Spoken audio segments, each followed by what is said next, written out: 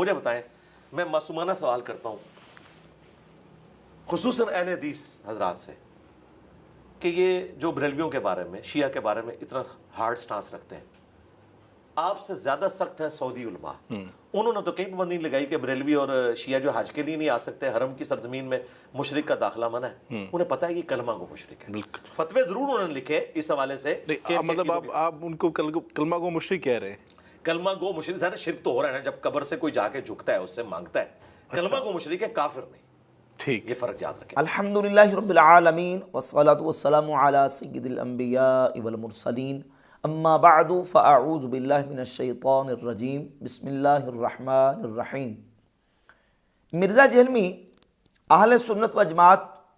بریلویوں کو اور شیعہ کو کہتا ہے کہ یہ کلمہ گو مشرک ہیں، لیکن میں ان کو کافر نہیں کہتا، لیکن یہ کلمہ گو مشرک ہیں. مرزا جہلمی ایک ایسا عجیب منافقانہ رویہ اختیار کرتے ہوئے اس طرح کی بولی بولتا ہے، صرف اپنے فالورز کو مطمئن کرنے کے لیے کہ جو چورن اس نے پہلے بیچا ہوا ہے کہ میں کسی کو کافر نہیں کہتا، میں کسی کی تکفیر نہیں کرتا، میں سب کے پیچھے نمازیں پڑھتا ہوں، سب کو چندہ دینے کو جائز قرار دیتا ہوں. چونکہ یہ ایک چورن پہلے بیچا ہوا ہے، اب اپنے فالورز کو مطمئن کرنے کے لیے اس طرح کی بالکل جو نا وہ دوغلی قسم کی بات کرتا ہے تاکہ اپنے جو بلائنڈ فالورز ہیں ان کو مطمئن کیا جا سکے. جبکہ مرزا جہلمی کا یہ ایسا ایک متضاد بیان اور متضاد رویہ ہے کہ جو بندہ شرک کر رہا ہے، جو مشرک ہے، وہ کافر کیوں نہیں ہے؟ یہ بات طے شدہ قطعی ہے کہ جو بندہ شرک کا ارتکاب کرے گا وہ پکا قطعی طور پر کافر ہے، اس کو مسلمان نہیں کہہ سکتے کیونکہ اس نے شرک کا ارتکاب کیا. دنیا میں سب سے بڑا جو جرم اور گناہ، اکبر الکبائر، سب سے بڑا گناہ ہے وہ شرک ہے. شرک کرنے والا مشرک وہ پکا قطعی طور پر کافر ہوتا ہے اور اس کی تکفیر ہوگی، مشرک کی تکفیر ہوگی، اس کو کافر قرار دیا جائے گا. ویسے تو صحیح بخاری صحیح مسلم کے رٹے لگاتا ہے، ٹیبل پہ تم نے رکھی ہے، پڑھ لو ذرا. امام بخاری رحمہ اللہ کا موقف کیا ہے؟ امام بخاری نے صحیح بخاری میں کیا لکھا ہے؟ امام بخاری نے باقاعدہ باب قائم کیا ہے صحیح بخاری کی حدیث نمبر 30 کے اوپر، اور اس کا عنوان اور اس کا جو موضوع ہے وہ یہ ہے کہ کسی کبیرہ گناہ کی وجہ سے کسی کو کافر قرار نہیں دیا جائے گا الا بالشرک، مگر شرک کی وجہ سے اس کو کافر قرار دیا جائے گا.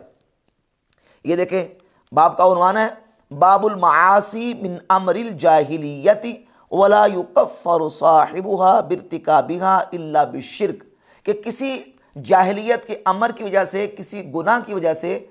اس کے صاحب کو ارتکاب کرنے والے کو کافر نہیں کہا جائے گا الا بالشرک، مگر شرک کی وجہ سے کافر کہا جائے گا. شرک کرنے والے کو کافر کہا جائے گا. یہ امام بخاری رحمۃ اللہ علیہ کا موقف ہے. اور اس کے نیچے ایک حدیث لے کے سیدنا ابو ذر غفاری رضی اللہ تعالی عنہ کے حوالے سے حدیث نمبر 30، اور اوپر تعلیقاً بھی یہ لے کے آئے کہ ابو ذر غفاری رضی اللہ تعالی عنہ نے اپنے کسی غلام کو اس کی ماں کے ساتھ آر دلائی تو نبی پاک صلی اللہ علیہ وآلہ وسلم نے ان سے فرمایا انک امرؤ فیک جاہلیۃ، کہ اے ابو ذر غفاری تم وہ شخص ہو کہ جس میں جاہلیت کی بو ہے. یعنی یہ تو امر جاہلیت ہے کسی کو اس کی ماں کے ساتھ آر دلانا. تو اس سے امام بخاری نے نتیجہ یہ نکالا کہ اس امر کی وجہ سے، امر جاہلیت کی وجہ سے یا گناہ کے کام کی وجہ سے کسی کو کافر قرار نہیں دیا جائے گا. اور پھر قرآن مجید کی سورۃ النساء کی آیت نمبر 48 امام بخاری ذکر کرتے ہیں. اللہ رب العزت فرماتا ہے ان اللہ لا یغفر ان یشرک بہ ویغفر ما دون ذلک لمن یشاء، بے شک اللہ نہیں معاف کرے گا کہ اس کے ساتھ شرک کیا جائے، ویغفر ما دون ذلک لمن یشاء، اس کے علاوہ جس کو چاہے گا بخش دے گا. یعنی مشرک کو اللہ تعالیٰ معاف نہیں فرمائے گا، مشرک کی بخشش نہیں ہوگی. مشرک جو ہے وہ جہنم میں جائے گا، وہ قطعی طور پر جہنمی ہے. قرآن مجید کے دوسرے مقام پہ سورۃ المائدہ کی آیت نمبر 72 میں اللہ رب العزت نصارہ کے شرک کو بیان کرتے ہوئے ارشاد فرماتا ہے لقد کفر الذین قالوا ان اللہ هو المسیح ابن مریم، بے شک کافر ہیں وہ جو کہتے ہیں کہ اللہ وہی مسیح مریم کا بیٹا ہے. وقال المسیح یا بنی اسرائیل اعبدوا اللہ ربی وربکم، اور مسیح نے تو یہ کہا تھا کہ اے بنی اسرائیل اللہ کی بندگی کرو جو میرا رب اور تمہارا رب ہے. انہ من یشرک باللہ فقد حرم اللہ علیہ الجنہ، بے شک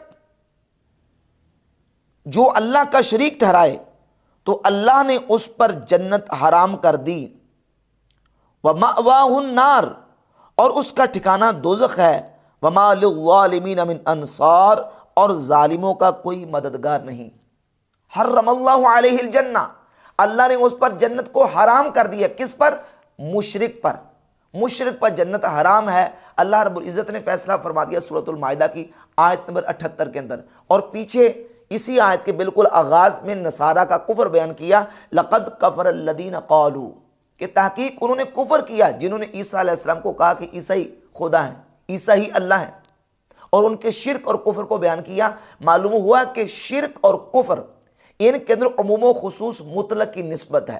جو شرک ہے وہ کفر بھی ہے، ہاں البتہ یہ ہے کہ کفر جو ہے اس کا شرک ہونا ضروری نہیں ہے، ہر شرک وہ کفر ہے اور ہر کفر وہ شرک ہونا اس کا ضروری نہیں ہے۔ شرک کہتے ہیں اثبات الشریک فی الالوہیت بمعنی وجوب الوجود کمال المجوس، اور بمعنی استحقاق العبادت کمال عبادت الاصنام۔ شرک کہتے ہیں کہ کسی کو اللہ رب العزت کے علاوہ واجب الوجود مانا جائے، جیسے کہ مجوسی دو خدا مانتے ہیں، دونوں خداؤں کو واجب الوجود مانتے ہیں، یا یہ کہ اللہ رب العزت کے علاوہ کسی اور کی عبادت کی جائے، اللہ کی عبادت میں کسی کو شریک ٹھہرایا جائے، جیسے کہ مشرکین اپنے بتوں کے ساتھ معاملہ کرتے تھے کہ ان کی عبادت کرتے تھے۔ اللہ کے علاوہ کسی کو واجب الوجود ماننا بھی شرک، اور اللہ کے علاوہ کسی کو مستحق عبادت ماننا بھی شرک ہے۔ اور کفر کہتے ہیں تکذیب النبی صلی اللہ علیہ وآلہ وسلم فی بعض ما جاء به من عند ربہ، کہ نبی کریم صلی اللہ علیہ وآلہ وسلم اپنے رب کے پاس سے جو لے کے آئے ہیں ان میں سے کسی چیز کی تکذیب کرنا، اس کو جھٹلانا، یہ کفر ہے۔ تو کفر اور شرک ان کے اندر عموم و خصوص مطلق کی نسبت ہے، ہر شرک کفر ہے لیکن ہر کفر کا شرک ہونا ضروری نہیں۔ لہذا مرزا جلمی کا یہ دعویٰ کرنا کہ یہ کلمہ گو مشرک ہے لیکن کافر نہیں، یہ بالکل ایک منافقانہ روش ہے، اور مرزا جلمی کا ایک دوغلا پن ہے، صرف اپنے برینڈ فالوورز کو مطمئن کرنے کے لیے اس طرح کی کارروائی کرتا ہے، جبکہ حقیقت یہ ہے کہ جو مشرک ہے وہ کافر ہے، اور مشرک کو کافر نہ ماننے والا خود اپنا ایمان وہ برباد کر کے بیٹھا ہے، وہ خود ایمان سے خارج ہے کہ جو مشرک کو کافر تسلیم نہیں کر رہا۔ اب رہ گیا مسئلہ کہ اہل سنت و جماعت بریلویوں کے خلاف یہ جو پروپیگنڈا کرتا ہے کہ یہ کلمہ گو مشرک ہے، شرک کرتے ہیں، یہ بھی اس کا بہتان عظیم ہے۔ بحمد اللہ تعالی ہم اہل سنت و جماعت اہل توحید ہیں، اللہ رب العزت جل وعلا مجدہ الکریم کو وحدہ لا شریک مانتے ہیں، اس کی عبادت میں، اس کی ذات میں، اس کی صفات میں اس کا کوئی شریک نہیں مانتے، اور جو اللہ کی ذات، اس کی صفات، اس کی عبادت میں اللہ رب العزت کا کسی کو شریک ٹھہرائے ہم اس کو مشرک اور کافر مانتے ہیں، وہ ابدی جہنمی ہے، اس پر جنت حرام ہے جب تک وہ توبہ کر کے اگر وہ نہیں مرتا۔ رہی بات یہ مرزا جلمی کے باطل فتووں کی، تو یہ باطل فتوے شرک کے وہ تو صحابہ اکرام رضی اللہ تعالی عنہم کے اوپر بھی خوارج نے لگائے،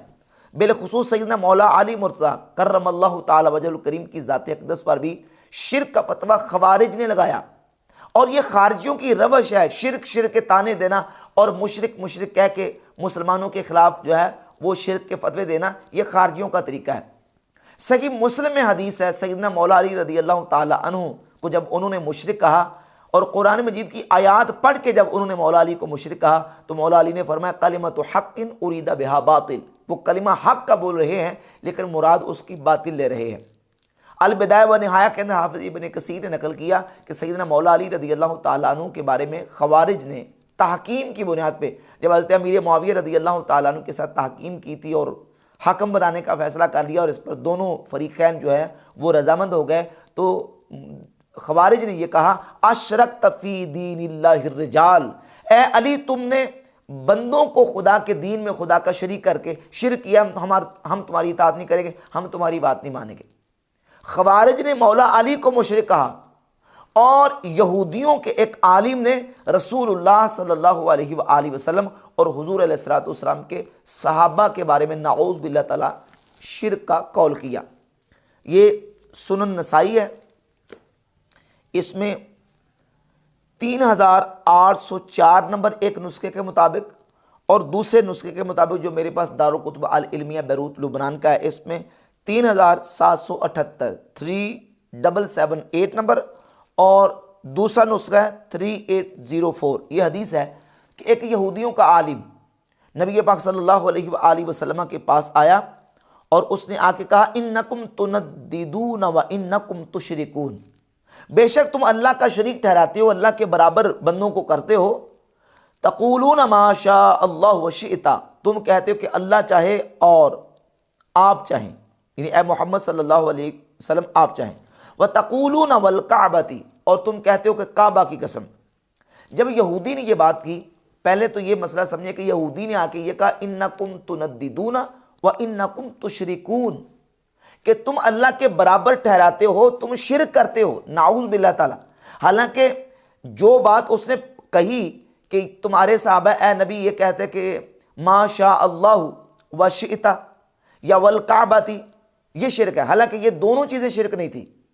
اب یہودی نے جو نبی پاک صلی اللہ علیہ وآلہ وسلم کی ذات اقدس اور صحابہ پہ آ کے اعتراض کیا کہ آپ کے صحابہ یہ کہتے ہیں ما شاء اللہ وشئت، تو یہ شرک ہے، یعنی اللہ کی مشیت کے ساتھ آپ کی مشیت کو ملاتے ہیں، تو لہذا یہ شرک ہے۔ نبی پاک صلی اللہ علیہ وآلہ وسلم نے اس کو نہ تو شرک قرار دیا اور نہ شرک اس کو قرار دیا جا سکتا ہے، کیونکہ صحابہ اکرام رضی اللہ تعالیٰ عنہم کا یہ معمول تھا کہ نبی پاک علیہ السلام کے سامنے وہ 12 مرتبہ یہ کہہ چکے تھے اور حضور کے سامنے کہا کرتے تھے، لیکن نبی کریم علیہ السلام نے کسی موقع پر ان کو منع نہیں کیا، حضور نے روکا نہیں۔ حضور تو سید الموحدین ہیں، توحید کا درس اور سبق دینے کے لیے آئے تھے۔ رسول اللہ صلی اللہ علیہ وآلہ وسلم کے سامنے شرک ہوتا ہو اور حضور کسی کو منع نہ کرے، یہ کیسے ہو سکتا ہے؟ تو نبی پاک علیہ السلام کے سامنے صحابہ کہتے تھے، حضور منع نہیں کرتے تھے، کیونکہ یہ شرک نہیں تھا۔ صحابہ کرام رضی اللہ تعالیٰ عنہ کا عقیدہ بالکل واضح تھا کہ اللہ کی مشیت ذاتی ہے اور نبی پاک صلی اللہ علیہ وآلہ وسلم کی مشیت عطائی ہے،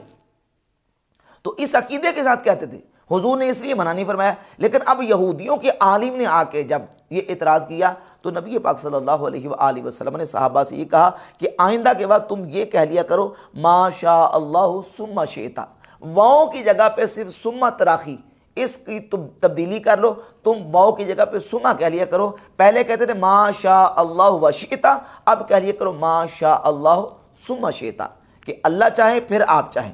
صرف یہودی کے منہ کو بند کرنے کے لیے اور اس کے اعتراض کو رفع کرنے کے لیے، ورنہ یہ شرک نہیں تھا۔ لیکن یہودی نے آ کے شرک کا فتویٰ جو ہے وہ داغ دیا صحابہ اکرام علیہ رضوان پر، اور نبی پاک صلی اللہ علیہ وسلم کی ذات اقدس کے بارے میں اس نے یہ زبان درازی کی، اور خوارج نے مولا علی رضی اللہ تعالیٰ عنہ اور صحابہ اکرام علیہ رضوان کو نعوذ باللہ تعالیٰ مشرک کہا۔ تو اس سے پتہ چلا کہ یہ صرف جو ایسے باطل دعوے کرنے والے ہیں ان کے صرف دعووں کو نہیں دیکھنا یہ ہے کہ امت کے بارے میں یہ جو دعویٰ کیا جا رہا ہے یہ دعویٰ بالکل درست نہیں ہے۔ پھر نبی پاک صلی اللہ علیہ وآلہ وسلم کی صحیح احادیث ہے، جس طرح یہ مرزا جرمی کہتا ہے کہ جناب یہ دیکھیں یہ اکثر جو لوگ ہیں وہ شرک میں مبتلا ہیں اور یہ قبر پرست ہیں، قبر چاٹو ہیں، اور ان کو یہ کہتا ہے کہ اس وقت تو مسلمان ہے ہی کوئی نہیں، ہمارے ہاں پاکستان میں تو یہ بریلویوں کا ملک، ہمارا ملک نہیں۔ اس طرح کی کارروائی کر کے امت کی میجورٹی اکثریت کو نہ صرف پاکستان میں بلکہ پوری دنیا کے اندر جہاں بھی خوش عقیدہ اہل محبت اہل سنت و جماعت رہتے ہیں ان کو یہ کلمہ گو مشرک کہتا ہے، جبکہ نبی پاک صلی اللہ علیہ وآلہ وسلم کی واضح احادیث طیبات موجود ہے کہ یہ امت شرک میں مبتلا نہیں ہوگی، اور ان احادیث سے یہ بالکل رزلٹ میں نے 12 مرتبہ اس پر تفصیل بیان کی ہے کہ یہی نکلتا ہے کہ امت کی اکثریت اغلبی طور پر میجورٹی امت جو ہے وہ شرک میں مبتلا نہیں ہو سکتی، کیونکہ للاکثر حکم الکل النادر کالمعدوم، حکم جو ہے وہ اکثریت کے لیے کل کا حکم ہوتا ہے، النادر کالمعدوم، اور جو تھوڑا نادر ہوتا ہے وہ نہ ہونے کی طرح ہوتا ہے۔ مسند احمد ابن حنبل میں حدیث ہے، نبی پاک صلی اللہ علیہ وآلہ وسلم کے صحابی حضرت محمود بن لبید رضی اللہ تعالیٰ عنہ فرماتے ہیں کہ نبی پاک صلی اللہ علیہ وآلہ وسلم نے فرمایا مجھے تم پر سب سے زیادہ خوف شرک اصغر کا ہے۔ صحابہ اکرام علیہ رضوان نے عرض کی یا رسول اللہ شرک اصغر کیا ہے؟ تو آپ علیہ السلام نے فرمایا الریا، ریاکاری، یعنی امت پر اگر اللہ کے نبی علیہ السلام کو سب سے زیادہ خوف ہے تو وہ ریاکاری کا ہے۔ اگر شرک اکبر، شرک جلی، شرک اعتقادی کا خوف ہوتا تو اللہ کے رسول صلی اللہ علیہ وآلہ وسلم فرما دیتے کہ مجھے سب سے زیادہ اس بات کا خوف ہے کہ میری امت شرک جلی میں، شرک اکبر، شرک اعتقادی میں مبتلا ہو جائے گی، یعنی یہ عقیدتاً مشرک ہو جائیں گے اور ان کے عقیدوں کے اندر شرک آ جائے گا۔ نبی پاک علیہ السلام نے ایسا نہیں فرمایا، تو یہ اس بات کی دلیل ہے کہ امت کے اندر شرک اکبر نہیں ہوگا، یعنی امت کثرت کے ساتھ یا اکثریت کے اغلبی طور پہ شرک کے اندر مبتلا نہیں ہوگی، ہاں ریاکاری کرے گی، اور اس کا نبی پاک علیہ الصلوۃ والسلام نے پہلے سے بتا دیا۔ اسی طرح صحیح بخاری میں، صحیح مسلم میں حدیث ہے، اور نبی پاک علیہ السلام نے اللہ کی قسم بیان کر کے فرمایا کہ مجھے اللہ کی قسم ہے کہ تم میرے بعد شرک نہیں کرو گے، ہاں تم دنیا کی محبت میں پھنس جاؤ گے۔ پھر صحیح مسلم میں، جامع ترمذی میں، مسند احمد بن حنبل میں حدیث ہے، حجۃ الوداع کے موقع پر نبی پاک صلی اللہ علیہ وآلہ وسلم نے ارشاد فرمایا کہ اے صحابہ آج کون سا دن ہے، ای یوم ھذا، آج کون سا دن ہے؟ تو صحابہ اکرام علیہ مردوان نے عرض کی حضور حج اکبر کا دن ہے۔ تو نبی پاک صلی اللہ علیہ وآلہ وسلم نے فرمایا الا وان الشیطان قد ایس ان یعبدہ المصلون فی جزیرۃ العرب، او کما قال، مختلف الفاظ آتے ہیں کہ فرمایا کہ خبردار ہو جو، شیطان اس بات سے نا امید ہو چکا ہے کہ جزیرہ عرب میں دوبارہ شیطان کی عبادت کی جائے۔ تو نبی پاک صلی اللہ علیہ وآلہ وسلم نے ان احادیث طیبات میں بتا دیا کہ امت کے اندر جو ہے وہ شرک جو ہے وہ اعتقادی، شرک اکبر، شرک جلی جس کو کہا جاتا ہے، وہ نہ تو پوری امت مشرک ہو سکتی ہے، اور نہ اکثری اور اغلبی جو میجورٹی جمہور مسلمان ہیں وہ بھی شرک میں مبتلا نہیں ہو سکتے۔ قرآن و سنت کی تعلیمات سے یہی بات واضح ہوتی ہے، کیونکہ یہ امت توحید ہے، یہ امت وسط ہے، امت خیر ہے۔ اگر اس کی میجورٹی کثرت کے ساتھ امت جو ہے وہ شرک میں مبتلا ہو گئی ہے یا ہو جانی ہوتی تو اس کو امت خیر نہ کہا جاتا۔ یہ تو پھر اس اعتبار سے اس کے لیے بڑا سخت حکم ہوتا، جبکہ ایسا نہیں ہے۔ الحمدللہ تعالیٰ امت توحید ہے، آج بھی اللہ کے فضل و کرم سے توحید پر قائم ہے۔ مرزا جلمی کا اور اس کے ہم نواؤں کا، اور جن کی یہ بولی بولتا ہے خوارج کی، ان کا عقیدہ بالکل باطل اور مردود ہے۔ اور مرزا کا یہ منافقانہ رویہ اختیار کرنا کہ نہیں میں کلمہ کو مشرک کہتا ہوں، میں کافر نہیں کہتا، یہ بالکل یہ بھی باطل ہے۔ اور خود مرزا جلمی کا جو ہے نا اور اس کے فالوور کا اگر یہی عقیدہ ہے تو پھر اپنے ایمان کی فکر کریں، کیونکہ مشرک کو مومن مسلمان جانے والا اور اس کو کافر نہ جانے والا خود اپنے ایمان سے فارغ ہو جاتا ہے، یہ ہر مسلمان جانتا ہے۔